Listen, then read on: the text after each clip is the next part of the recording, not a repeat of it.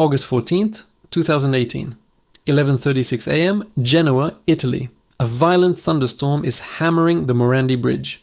Suddenly, a 210-meter section of the highway simply disappears. 35 vehicles plunge 45 meters into the valley below. 43 people will not survive the next few seconds. But this wasn't a natural disaster. This was 51 years of ignored warnings. This is the official investigation into Italy's deadliest infrastructure failure. The Viadotto Polcevera, known as the Morandi Bridge, stretched over 1,000 meters across Genoa's Polcevera Valley. 3 distinctive A-shaped concrete pylons rose 90 meters high, holding the roadway with an unusual cable-stayed system. At 11:36 a.m. during torrential rain, the southeastern cable stay on Pylon 9 failed. The structural imbalance was instantaneous. The entire section collapsed in seconds. Between 30 and 35 cars and 3 trucks fell onto railway tracks, warehouses, and the flooded river below. Here's the official casualty report. 43 people lost their lives from 9 different nationalities. 29 Italians, 4 French citizens, 3 Chileans, 2 Albanians, and individuals from Colombia, Jamaica, Moldova, Peru, and Romania. 16 people were injured, some critically. Over 600 residents were evacuated from homes beneath the remaining structure. The collapse occurred on the eve of Ferragosto, Italy's major summer holiday, when families across the country were traveling. The bridge was designed by Riccardo Morandi, a pioneering Italian engineer who patented innovative pre-stressed concrete techniques. Construction ran from 1963 to 1967. President Giuseppe Saragat officially opened it on September 4th, 1967. Morandi's signature approach used very few cable stays, just 2 per span, with steel cables encased in pre-stressed concrete shells. This design, while elegant, would prove fatally difficult to inspect and almost impossible to maintain. Official investigations determined the root cause, corrosion of the upper part of the southern cable stay on Pylon 9. A 467-page expert report commissioned by prosecutors revealed devastating findings. 68% of primary strands showed 50 to 100% reduction in cross-section. In Pylon 9's stays, approximately 99% of cables were corroded. With only 4 stays per tower, failure of a single cable meant total collapse. No redundancy existed in the design. The warning spanned decades. In 1979, Morandi himself wrote a report acknowledging the bridge required constant maintenance. He warned of well-known loss of superficial chemical resistance of the concrete from sea air and industrial pollution. A 2011 Autostrade internal report expressed concerns over decay and acknowledged collapse within 10 years was feasible. In 2012, Giovanni Calvini, CEO of Confindustria Genoa, publicly warned, "In 10 years, when the Morandi Bridge collapses, we will remember the names of all those who said no." In 2017, researchers from Polytechnic University of Milan found severe disparities in Pylon 9's cable behavior. Modal frequencies differed by more than 10%, a threshold where even 2% can represent severe damage. At a February 2018 government meeting, minutes recorded 10 to 20% average reduction in tendon cross-section. No suggestion was made to reduce traffic. Then just 14 days before the collapse, a crack appeared in the road near the southeastern stay of Pylon 9. No action was taken. Autostrade per l'Italia operated the bridge as part of nearly half of Italy's toll highway network, approximately 3,000 kilometers. The company was 88% owned by Atlantia, which was controlled by Edizione, the Benetton family holding company.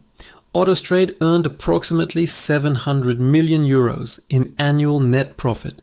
But here's the conflict of interest that corrupted oversight. Atlantia also owned SPEA, the company conducting infrastructure inspections. Autostrade was effectively inspecting itself. 59 individuals were charged in the first trial, which began July 7, 2022. Among them, former Autostrade CEO Giovanni Castellucci. prosecutors sought 18 years and 6 months for Castellucci, alleging defendants knew the bridge was at risk of collapse but failed to act to preserve shareholder dividends. In July 2024, the first verdict resulted in 18 convictions of former executives and employees. A second trial with 46 defendants began January 2025. In April 2022, Autostrade and SPEA paid a €29 million settlement to avoid corporate prosecution.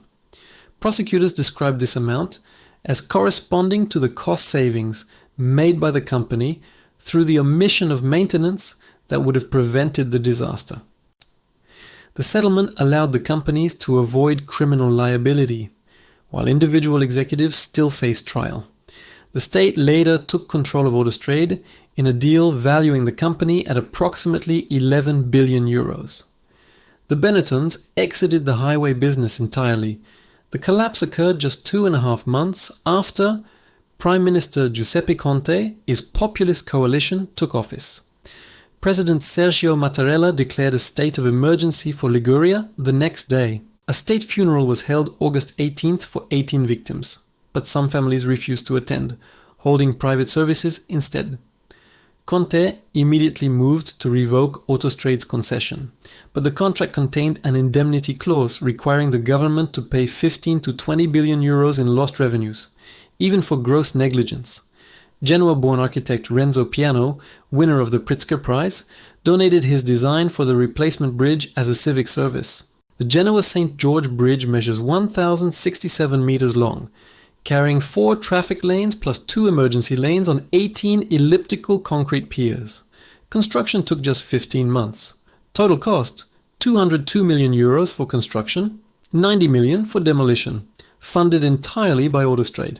The bridge features 240 fiber optic sensors and 4 inspection robots for continuous monitoring. Davide Capello, a 33-year-old former goalkeeper turned firefighter, was driving when the road disappeared beneath him. His SUV fell 30 to 40 meters before landing in a cavity formed by debris. "I saw the road in front of me collapse and I went down with the car," he told reporters. "It seemed like a scene from a film. It was the apocalypse." Trapped for 20 minutes, he called his fire station using Bluetooth before being extracted through the rear window. He survived. 43 others did not. Italy established ANSFISA, the National Agency for Safety of Rail and Road Infrastructure. New guidelines mandate multi-level risk classification for all bridges. The National Archive of Public Works now tracks over 62,000 road infrastructure entries. But the fundamental question remains: how many other bridges across Europe and the world share the same design vulnerabilities? Riccardo Morandi built similar cable-stayed structures in Venezuela and Libya. Both have experienced severe corrosion issues. Both remain in use today. The Morandi Bridge stood for 51 years. The warnings existed for at least 40 of them. The profits were counted in hundreds of millions. The settlement was 29 million euros. The cost of 43 lives? According to Italian courts, that verdict is still being written. In our next investigation, we examine the Rana Plaza factory collapse, the disaster that changed the fashion industry forever. Subscribe to follow the official investigation, because the structures that fail aren't random, they're predictable.